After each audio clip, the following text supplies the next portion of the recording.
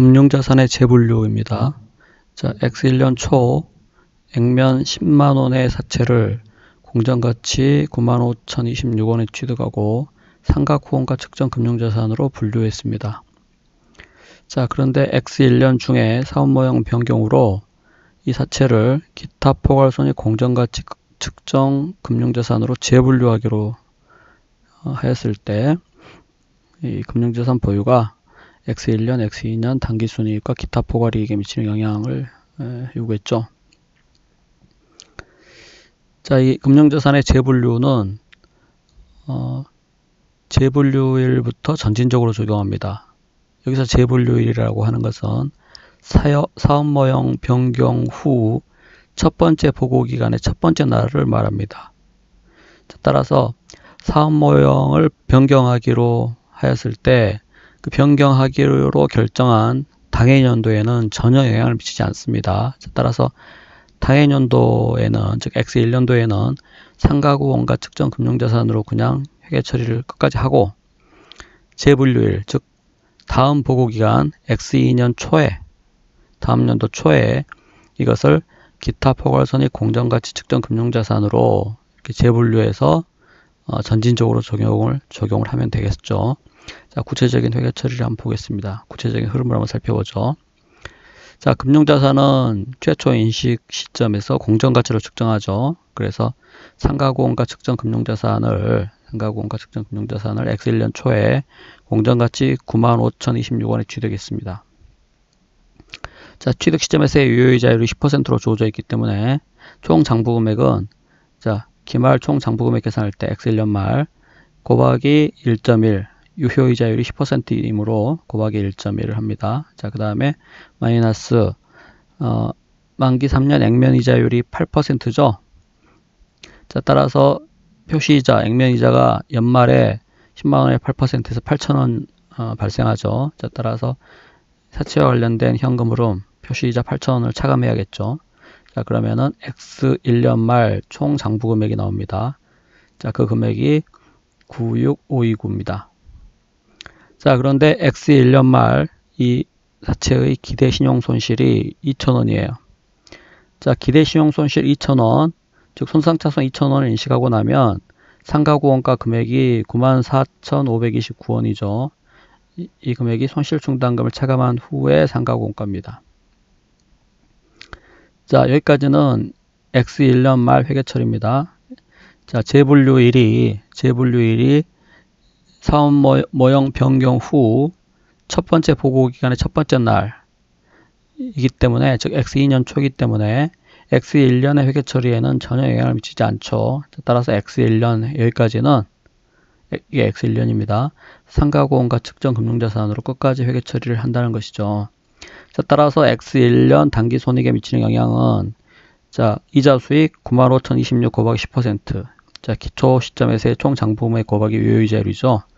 그래서 이자 수익이고, 그 다음에 기말의 손상차손 인식금액 2,000원, 그래서 이자 수익에서 손상차손을 차감하면은 그 금액이 X1년 당기순이익에 미치는 영향이죠. 자, 그리고 X1년 말까지는 상가구 원가 측정 금융자산으로 회계 처리를 하기 때문에 기타 포괄손익에 미치는 영향은 제로입니다.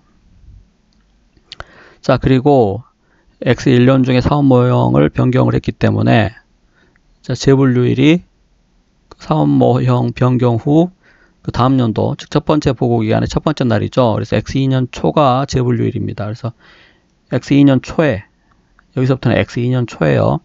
X2년 초에 이 상가구 원가 금융자산을 기타 포괄 손익 공정가치 측정 금융자산으로 재분류를 해야 되겠죠.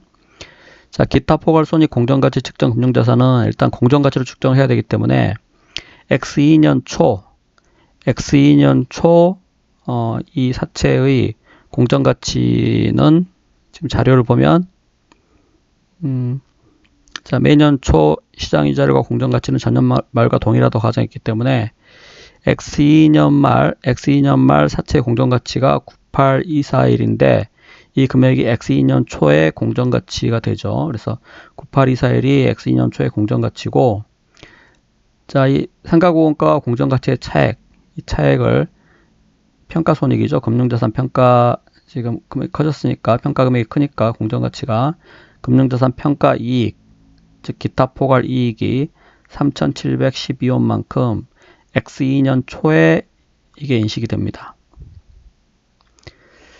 자, 그래서 이 회계처리는 X2년 초에 재분류일에 일어나는 회계처리죠. 자, 그리고 여기서 주의하실 점이 이 상가구원가 측정 범주와 기타 포괄손익 공정가치 측정 범주 간의 재분류에서는 유효이자율은 계속 같은 이자율이 적용돼요. 재분류 전이나 후나 똑같이 유효이자율은 달라지지 않습니다. 그러니까 이자 수익 자체의 인식도 방법이 동일하다는 거죠. 자, 그리고 이 자체가 계속 이어지는 것이기 때문에 기대 신용 손실 측정 자체도 변경하지 않습니다. 그래서 같은 방법으로 손상차손을 인식하면 돼요. 자, 따라서 같은 방법으로 해보면은 유효이자율 10%가 그대로니까 X1년 말, 즉 X2년 초 총 장부금액 거기에다가 유효이자율 10%는 계속 같이 동일하게 적용됩니다. 그래서 곱하기 1.1 한 다음에 표시이자 8,000원을 빼면은 X2년 말 총 장부금액이 9818이가 되고, 자, 그 다음에 문제에서 주어진 X2년 말 기대 신용손실이 3,000원이므로 X2년 말 인식해야 할 손상차손 누계의 금액은 3,000원이기 때문에 이때의 상가공과는 여기서 3,000원을 뺀 9518이죠.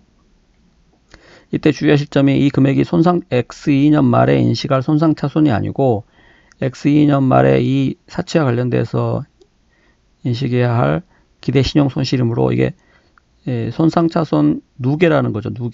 누계라는 거에 주의하시기 바랍니다. 자, 그리고 X2년 말 사채의 공정가치가 10만원으로 주어져 있기 때문에 요 10만원 이렇게 되죠. 지금 X2년 말에 시장이자율하고 8%, 표시이자율, 액면이자율 8% 같기 때문에 이 액면금액이 곧 공정가치가 되는 거죠. 그래서 10만원. 자, 따라서 이 차익만큼 마찬가지 금융자산 평가손익 누계입니다. 누계. 공정가치가 크기 때문에 평가이익 금액이 나옵니다. 자, 따라서 X2년 당기순이익에 미치는 영향은 일단 이자수익은 기초 시점에서의 총 장부금액 96529에 10%를 곱하죠. 유효이자율. 그 다음에 X2년에 인식할 손상차손은 X1년 말에 손상차손을 2,000원 인식했기 때문에 누계 금액이 3,000원이잖아요. 따라서 X2년에 인식할 손상차손은 이 차액 1,000원만큼은 손상차손 인식하면 되겠죠. 그래서 이자 수익의 손상차손 빼면은 그 차액이 당기순이익에 미치는 영향이고, 자, 그 다음 기타 포괄이익에 미치는 영향은 지금 이 금액이나 다 X2년에 인식한 금액이에요. 이 금액은 X2년 초에 재분류일에 인식한 금액이고, 이 금액이 X2년 말에까지의 누계니까 결국 X2년에 인식할 기타 포괄 손익, 즉 금융자산 평가 이익은 4818 이 금액이 되는 거죠. X2년 초에 3,712원만큼 금융자산 평가 이익, 기타 포괄 이익을 인식했지만 X2년 말에 이 금액과의 차액, 이 차액을 추가적으로 금융자산 평가 이익으로 인식을 하기 때문에 결국 X2년에 미치는 기타 포괄 이익에 미치는 영향은 3,712원과 이 두 금액의 차액의 합이니까 요 금액 전체가 4818 전체가 X2년의 기타 포괄 이익에 미치는 영향입니다. 자, 따라서 답이 2번이죠.